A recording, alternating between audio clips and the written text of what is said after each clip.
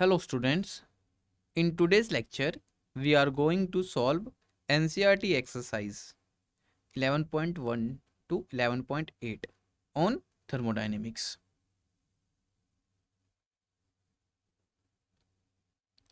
This is disclaimer. Learning objectives. By the end of this lecture you will be able to solve questions on thermodynamics by applying concepts of specific heat, work, internal energy and thermodynamic processes using proper reasoning and calculations. So, in today's lecture, we will cover NCERT exercise problems on thermodynamics. There are total 8 questions in this exercise. We are going to cover all questions 11.1 to 11.8. Alright. So, first question. A geyser heats water flowing at the rate of 3.0 liters per minute from 27 degrees Celsius to 77 degrees Celsius. If the geyser operates on a gas burner, what is the ratio of consumption of the fuel if its heat of combustion is 4.0 into 10 raised to the power 4 joule per gram? Alright, so here you have to find out the rate of consumption of the fuel. Let's see the solution. So, given terms, the water is flowing at a rate of 3.0 liters per minute. Geyser heats the water, raising the temperature from 27 degrees Celsius to 77 degrees Celsius. Now from this temperature, it is clear that the initial temperature T1 is equal to 27 degrees Celsius. Final temperature T2 equal to 77 degrees Celsius. Now, rise in temperature, that is T2 minus T1. So here we know T2 is 77 degrees Celsius, whereas T1 is 27 degrees Celsius. So we can say the rise in temperature, that is delta T, is equal to 50 degrees Celsius. So heat of combustion is 4 into 10 raised to the power 4 joule per gram. This is given. And specific heat of water 4.2 joule per gram per degree Celsius. And mass of flowing water 3.0 liter per minute. Now here we need to convert it in gram. So it will be 3000 gram per minute. Or we know 1 liter is equal to 1000 gram. Alright. So total heat used, that is delta Q, is equal to MC delta T. So put the values, you will be get delta Q is equal to 3000 into 4.2 into 50. So it will be 6.3 into 10 raised to the power 5 joule per minute. Here all mathematical terms we deal with per minute. And we know rate of consumption is equal to heat divided by heat of combustion. So heat is 6.3 into 10 raised to the power 5 divided by heat of combustion, that is 4 into 10 raised to the power 4. When we solving this, you will be get rate of consumption, that is 15.75 gram per minute. Alright.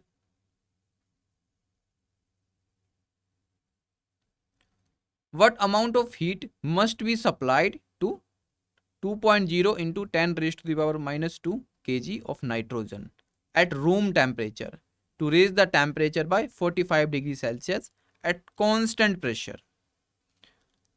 Molecular mass of nitrogen gas is 28 and the constant value of is 8.3 joule per mole per Kelvin. Let's see the solution. So the given terms here,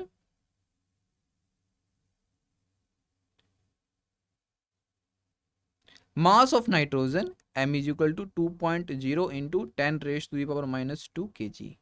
In gram it will be 20 gram. Rise in temperature, that is delta T, is equal to 45 degrees Celsius. Molecular mass of nitrogen gas is 28. Universal gas constant R equal to 8.3 joule per mole per Kelvin.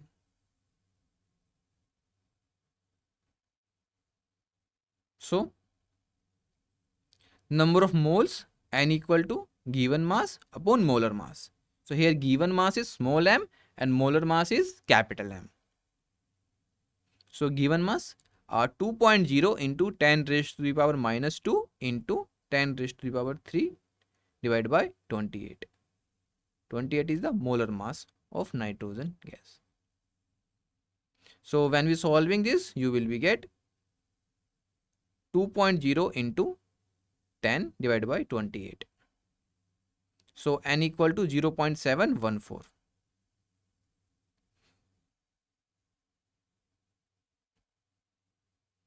Molar specific heat at constant pressure for nitrogen, that is Cp equal to 7R by 2.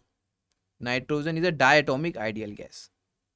Alright, that's why the relation comes out 7 by 2 into R.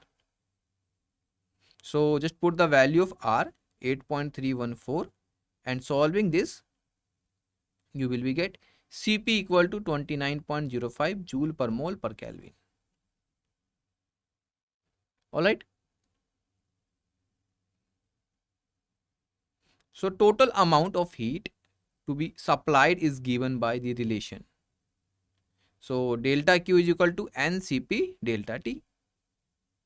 So just put the values N, Cp and delta T. So it will be 0.714 into 29.05 into 45 respectively. So solving this, you will be get the amount of heat to be supplied is 933.38 joule. So therefore the amount of heat to be supplied is 933.38 joule. Alright.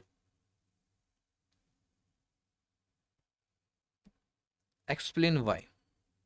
First, two bodies at different temperatures T1 and T2, if brought in thermal contact, do not necessarily settle to the mean temperature T1 plus T2 divided by 2.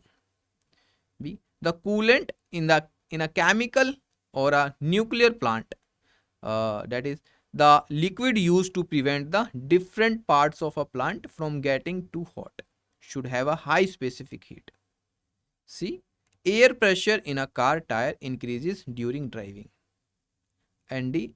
The climate of a harbour town is more temperate than that of a town in a desert at a same latitude.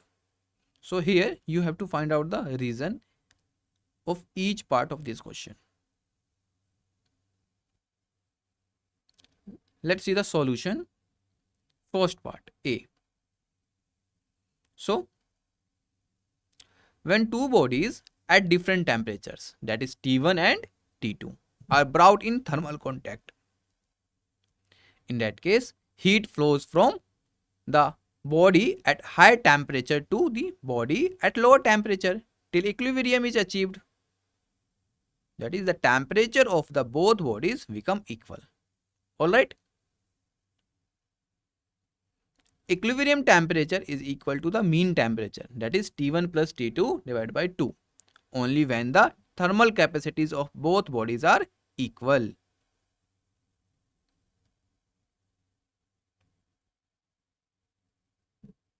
Now, second part, coolant is a chemical or nuclear plant should have a high specific heat. And this is because higher the heat capacity of the coolant, higher is its heat absorbing capacity and vice versa. Hence, a liquid having a high specific heat is the best coolant to be used in a nuclear or chemical plant. This would prevent different parts of the plant from getting too hot.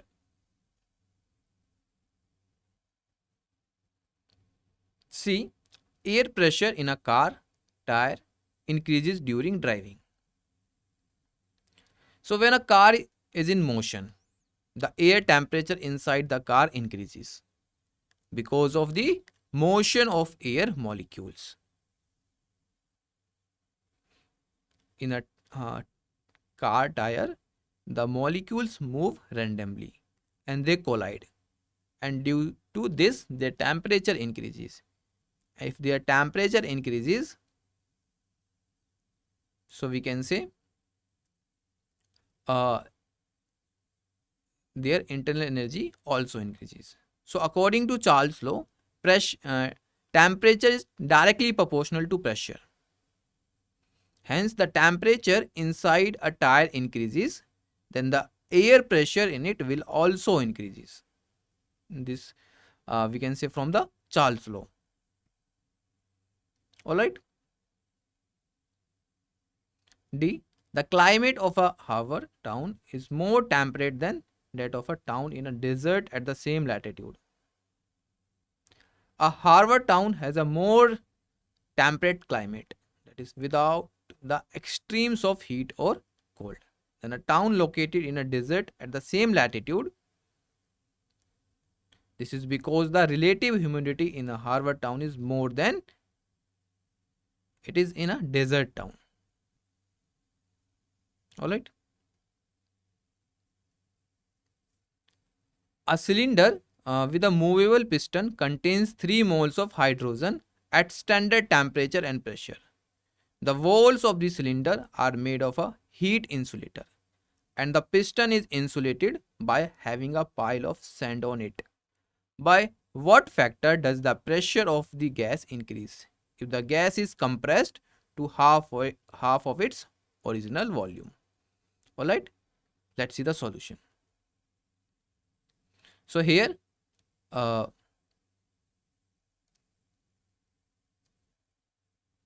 given terms, number of moles of hydrogen is equal to 3, ratio of specific heat gamma equal to 1.4, and let the initial pressure inside the cylinder is P1 and final pressure inside the cylinder is P2. Initial volume inside the cylinder is V1 and final volume inside the cylinder is V2. Alright. So here we have to find out the original volume. On what factor the pressure of the gas increases if the gas is compressed to half its original volume. Alright. So here we have to find the vector. Now, cylinder is completely insulated from its surroundings. So, as a result, no heat is exchanged between the system and its surroundings. Alright, because this is a adiabatic process. There is no exchange of heats between its system and between the system and its surroundings. So, delta Q is equal to 0. Thus, the process is adiabatic. For an adiabatic process, we have P1 V1 raised to the power gamma is equal to P2 V2 raised to the power gamma. So, this is a adiabatic equation. Final volume is compressed to half of its initial volume. So, V2 equal to V1 divided by 2. Alright. So, just put the value in the adiabatic expression. So, it will be P1 V1 raised to the power gamma is equal to P2 into V1 divided by 2 whole power gamma. So, it will be P2 divided by P1 is equal to V1 raised to the power gamma divided by V1 by 2 whole power gamma. So, now we will solve this expression. Here, solving for a factor of pressure increase. So, P2 upon P1 is equal to 2 whole power gamma, or we know gamma is equal to 1.4. So just put the value of gamma, you will be get P2 by P1 is equal to 2 whole power 1.4. Hence the pressure increases by a factor of P2 by P1 equal to 2.639. Alright.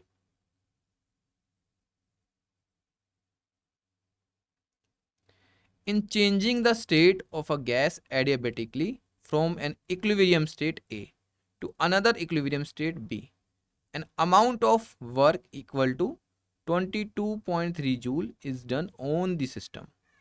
If the gas is taken from state A to B via process in which the net heat absorbed by the system is 9.35 calorie, how much is the net work done by the system in the latter case?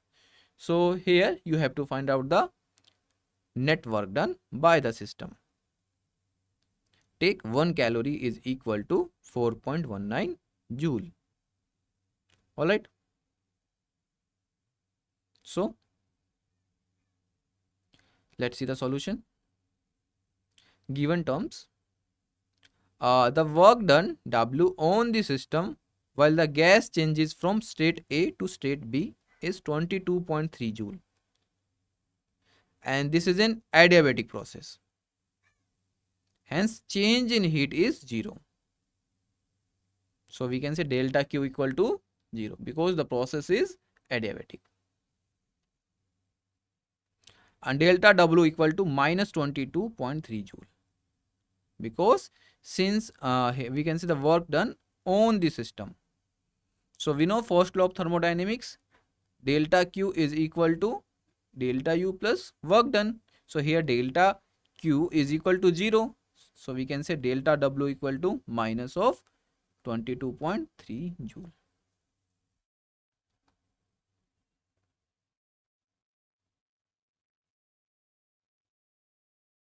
From the first law of the thermodynamics, we have delta Q is equal to delta U plus delta W. So change in the internal energy, that is delta U, is equal to delta Q minus delta W. Yes or no? So delta U is equal to 0 minus 22.3 joule, because the delta Q equal to 0. So delta U is equal to 22.3 joule. Alright. Now, when the gas goes from state A to state B via process, the net heat absorbed by the system is delta Q is equal to 9.35 calorie is equal to 9.35 into 4.19. Alright, because 1 calorie is approximately equal to 4.19 joules. So delta Q become 39.1765 joule. So heat absorbed, delta Q is equal to delta U plus delta W. So delta W equal to delta Q minus delta U. Alright, so just put the values, you will be get the delta W.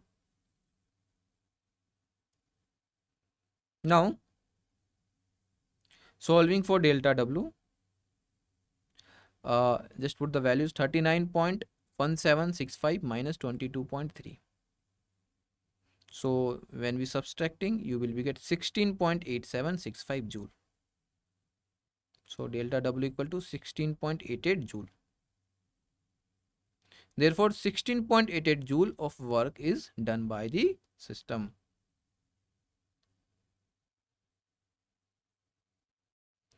Two cylinders A and B of equal capacity are connected to each other via a stopcock.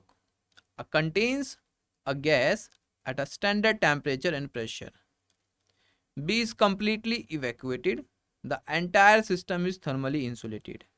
The stopcock is suddenly opened. Answer the following. First is, what is the final pressure on the gas in A and B? Second, B, what is the change in internal energy of the gas? C, What is the change in the temperature of the gas? And D. Do the intermediate states of the system before settling to the final equilibrium state lie on its PVT surfaces? Alright, let's see the solution. So first, what is the final pressure of the gas in A and B? So that is 0.5 atm. Explanation. The volume available to the gas is doubled as soon as the stopcock between cylinders A and B is opened. Since volume is inversely proportional to pressure, the pressure will decrease to 1/2 of its original value. Since the initial pressure of the gas is 1 atm, the pressure of each cylinder will be 0.5 atm, atmospheric pressure.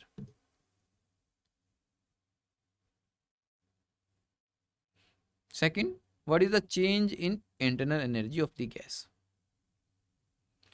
So that is 0. Explanation. The internal energy of the gas can change only when work is done by or on the gas. Since in this case no work is done by or on the gas, the internal energy of gas will not change. Alright.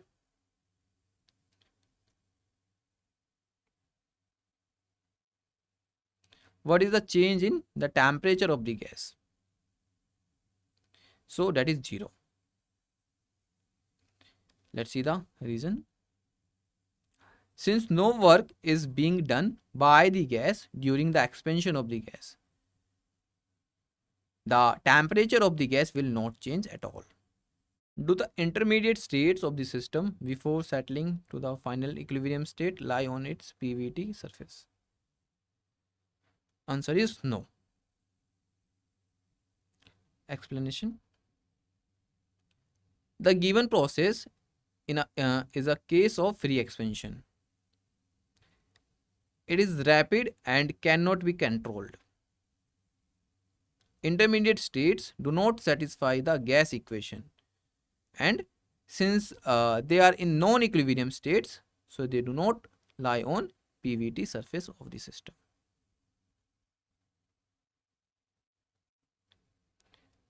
An electric heater supplies heat to a system at a rate of 100 watt.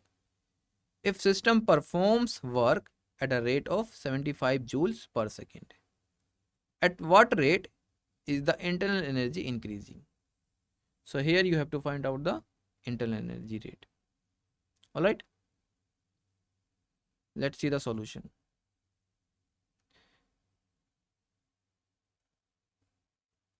Given heat is supplied to the system at a rate of 100 watt. So in another units it will be 100 joule per second. The system performs at a rate of 75 joule per second. So work done in another rate, that is 75 joule per second. Alright. Now from the first law of thermodynamics we have delta Q is equal to delta U plus delta W. So here delta U is change in internal energy. So it will be delta U is equal to delta Q minus delta W. Alright, just we use the simple mathematics to find out the delta U in terms of Q and W. So just put the value of delta Q and delta W. You will be get 100 minus 75. Now solving for delta U. So delta U is equal to 25 joule per second. So it will be 25 watt.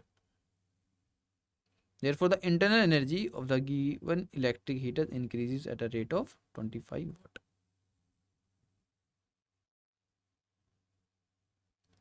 A thermodynamic system is taken from an original state to an intermediate state via a linear process shown in figure 11.13. This is figure 11.13. its volume is then reduced to original value from E to F. E to F. By an isobaric process, the pressure remains constant. Calculate the total work done by the gas from D to E to F. So here you have to find out the work done from this graphical representation. Let's see the solution. Now, total work done by the gas from D to E to F is equal to area of triangle DEF. Alright. So finding the area, that is equal to work done by the gas. So area of triangle DEF is equal to 1 by 2 DF into EF, where DF is equal to change in pressure. DF is change in pressure. Alright. So first we calculate the change in pressure, that is DF is equal to final pressure minus initial pressure. So final 600 Newton per meter square minus 300 Newton per meter square. So DF equal to 300 Newton per meter square.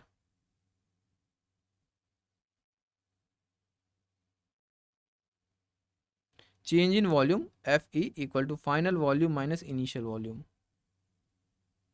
FE equal to 5.0 meter cube minus 2.0 meter cube. So it will be 3.0 meter cube.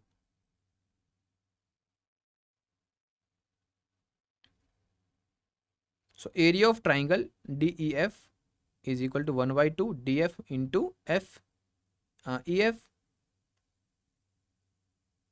So just put the value 1 by 2 into 300 into 3. So solving this, you will get the area of triangle DEF. Now area of triangle DEF is equal to 1 by 2 into 300 into 3. So it will be 150 into 3. So 450 joule.